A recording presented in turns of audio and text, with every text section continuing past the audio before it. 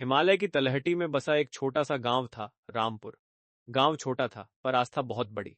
हर घर में एक दीपक जलता था और हर दीपक की लौ में एक ही नाम गूंजता था, महादेव। इसी गांव में रहता था एक साधारण सा युवक, नयन।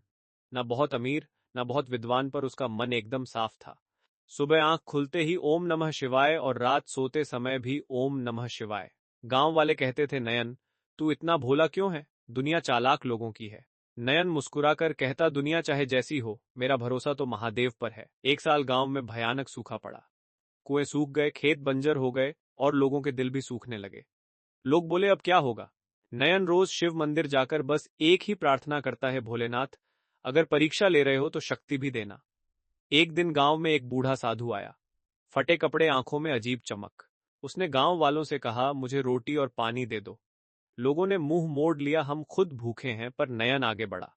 उसने अपनी आखिरी रोटी तोड़ी और साधु को दे दी। साधु मुस्कुराया और बोला, सबसे बड़ा दान वही है जो अभाव में दिया जाए। अगली सुबह जब नयन मंदिर पहुंचा तो देखा शिवलिंग पर जल अपने आप चढ़ा हुआ था और मंदिर की घंटियां बिना किसी के हिल रही थी।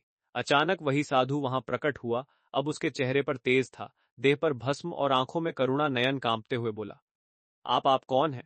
साधु मुस्कुराए, जिसे तू रोज पुकारता है वही। नयन की आंखों से आंसू बहने लगे।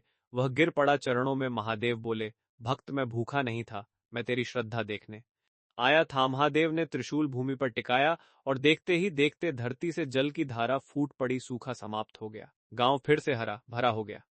पर महादेव ने कहा, ध्यान रखना, चमत्कार से नहीं, चरित्र से भक्त पहचाना जाता है। कहकर वे अंतर्ध्यान हो गए। उस दिन के बाद नयन और भी विनम्र हो गया।